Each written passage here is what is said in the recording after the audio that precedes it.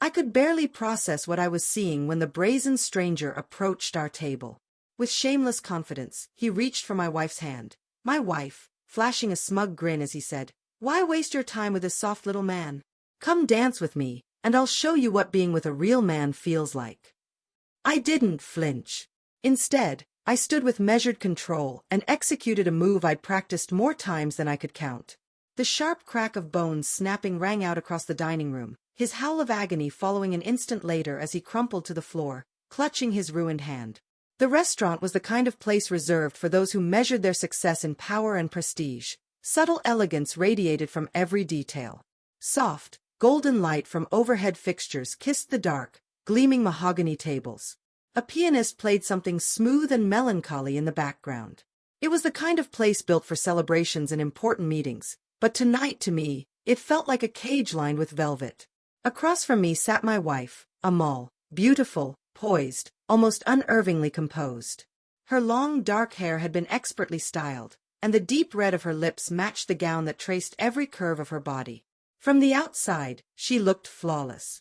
But I'd grown used to the emptiness in her eyes, that cold, detached look she gave me more and more often. We'd been married for years, but something had shifted. Over the past 6 months, the distance between us had grown wider. Late nights at her firm, whispered calls behind closed doors, and long absences she no longer bothered explaining. Tonight was supposed to be a turning point, a quiet dinner meant to bring us back to something resembling what we used to have. But instead, I found myself watching her drift even further away, sipping wine beside a stranger. That was when a shadow darkened our table. I looked up to see a man in his mid-30s, tall and athletic, dressed in a tailored suit that looked like it had been sewn directly onto him. Confidence poured off him in waves, but not the quiet kind. It was the cocky, self-assured swagger of someone used to getting exactly what he wanted. His icy blue eyes skipped right past me and locked onto Amal like I wasn't even there. "Amal," he said, his voice dripping with a mix of familiarity and arrogance. "Didn't expect to find you here tonight." Amal froze. Her wine glass hovered midair, her eyes darting from him to me and back again. "Lucas," she managed, her voice tight and uncertain. "What are you doing here?" "Just enjoying the city," he replied smoothly. Then, with a sneer, he took her hand and added, "Come dance with me. Let me remind you what you've been missing." You could hear a pin drop. Every conversation in the restaurant seemed to fall silent at once. Amal tried to pull her hand away, but he didn't let go. His arrogance ignited something primal in me, something that had been simmering just beneath the surface. I rose, slowly and deliberately. The sound of my chair scraping the floor seemed to echo like thunder. "You've got 3 seconds to release her," I said, my voice low and firm. He glanced at me, disdain plain on his face. "And if I don't?" He didn't get a chance to finish the sentence. The moment his taunt ended, I acted. His hand snapped under the force of my grip, the crack unmistakable. He collapsed, gasping in pain, clutching the injury. All eyes turned to us. Amal let out a startled gasp, her expression torn between fear and disbelief. The room was stunned into silence. "Magnus," she whispered, gripping my arm. "What are you doing?" I didn't respond to her. Instead, I crouched beside Lucas, who was now groaning through gritted teeth. I leaned in close, speaking in a voice only he could hear. "This was your first mistake," I murmured coldly. "And it won't be your last. You'll regret ever walking over here." His eyes narrowed through the pain. "You'll pay for this," he spat. I stood and turned my attention to Amal, who was still seated in shock. "Let go of him," I said, the words clipped and sharp. She hesitated, her gaze jumping between Lucas and me, uncertain and shaken. "Now," I snapped. That finally broke the trance. She stood, her heels clicking against the marble floor, and followed as I walked out of the restaurant. Behind us, the sound of murmuring voices rose in a wave, whispers, speculation, judgment. The drive home was suffocating. Neither of us spoke. The car was thick with silence, broken only by the hum of the tires on the road. Amal sat stiffly, hands clenched in her lap, eyes downcast. I could feel the tension radiating off her like heat, her thoughts a frantic blur behind her stillness. When we finally pulled into the garage, I shut off the engine and turned toward her. My voice was like a blade. Start talking. She flinched as if struck, her composure unraveling in front of me. Magnus. I don't even know where to start, she said quietly, not looking up. I'll help you then, I replied, leaning in. Who is he? And how long have you been seeing him? Tears brimmed in her eyes, but I felt no sympathy, not anymore. She had already drained me of that. It's complicated, she whispered. I let out a harsh laugh, sharp and bitter. No, it's really not. So let me make it simple. Either you tell me everything right now, or I'll find out myself. And trust me, you don't want that. She sagged in her seat. Her spirit cracked. The fight was gone from her eyes. 6 months, she admitted, her voice barely audible. It started 6 months ago. The confirmation still landed like a punch, even though I'd known it deep down for a while.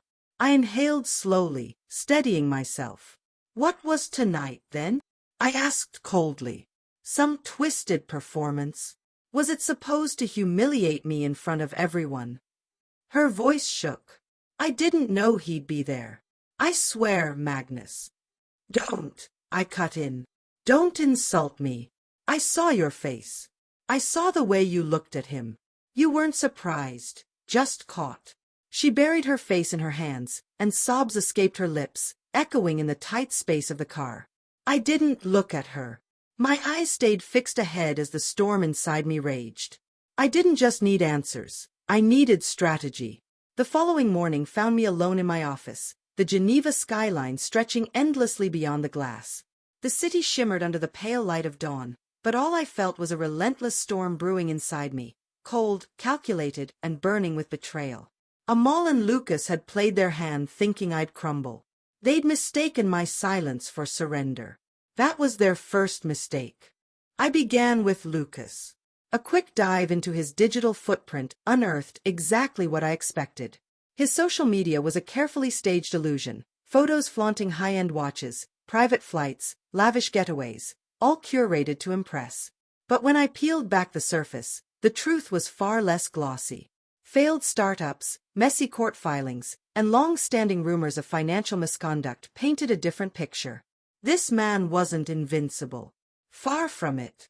I called in favors, quiet conversations with people in high finance who owed me loyalty or shared my disdain for con artists. Within hours, they delivered. The financial documents were damning. Lucas had been gambling with investor money, hiding risky ventures beneath a facade of success. His accounts revealed a life teetering on the edge of collapse. But I didn't stop there. While Amal carried on as if nothing had changed, I built my case against her in silence. I collected every text, every discreet email, every incriminating photo of her with Lucas. It wasn't about vengeance. It was insurance, proof I would use only if she chose to fight dirty during the divorce. Then came the final act. I orchestrated an invitation for Lucas to attend a prestigious charity gala, the kind frequented by Switzerland's elite, the exact circles he craved acceptance from. At the same time, I passed the evidence of his shady dealings to a scandal-hungry journalist known for bringing down the powerful. By the end of the night, Lucas's reputation was in flames. Headlines plastered across newsstands and online portals declared the truth. Social climber exposed. Financial fraud and exploitation allegations rock high society. The report laid everything bare: investment scams, manipulative liaisons, and a calculated pattern of using wealthy women as stepping stones. Lucas vanished almost overnight. His accounts frozen, assets seized, and an official investigation underway. Business partners scrambled to disassociate themselves from the fallout. The carefully built empire of lies collapsed in plain view. Amal didn't escape unscathed. The same circles that once embraced her now whispered behind closed doors. Invitations dried up. Friends disappeared. Her own family, embarrassed and unwilling to defend her, withdrew. When we finally stood in court, her transformation was stark. The woman who once dripped elegance now stood pale and worn. Her confident facade had been replaced by something quieter, regret, perhaps, or simply exhaustion. As we exited the courtroom, she turned to me, her voice shaking. Magnus, I know I hurt you, but was all of this really necessary? I met her eyes with calm resolve. You made your decisions, Amal. And choices always come with consequences. Tears shimmered in her eyes, but she said nothing more. She simply nodded and walked away, her heels echoing down the cold hallway. Months passed. My home, once thick with tension, finally breathed again. Silence, now peaceful instead of oppressive, filled the space. I immersed myself in my work, securing deals and expanding operations across the continent. The sting of betrayal remained, but over time, it dulled, transformed into something cleaner, sharper. Purpose. Then one evening, I attended another benefit. This time, not out of necessity, but with quiet confidence. As I moved through the room, someone tapped my shoulder gently. I turned to find a woman standing there, elegant, poised, with an air of thoughtful grace. "Mr. Adler," she said with a warm smile. "I'm Isabel Forer. I've followed your work for some time. It's truly impressive." We spent the evening in conversation, her intelligence and wit a breath of fresh air after years of hollow exchanges. For the first time in what felt like forever, something stirred inside me, something real. Later that night, standing on the balcony of my home, the city spread out before me like a sea of golden light, I allowed myself to reflect. The road had been brutal, but it forged me. I raised a glass of wine to the sky and spoke the words that had become my quiet vow. Pain refines. Strength transforms. Then I stepped inside, leaving behind one last truth to linger in the stillness. Betrayal may break you, but rebirth, it rebuilds you.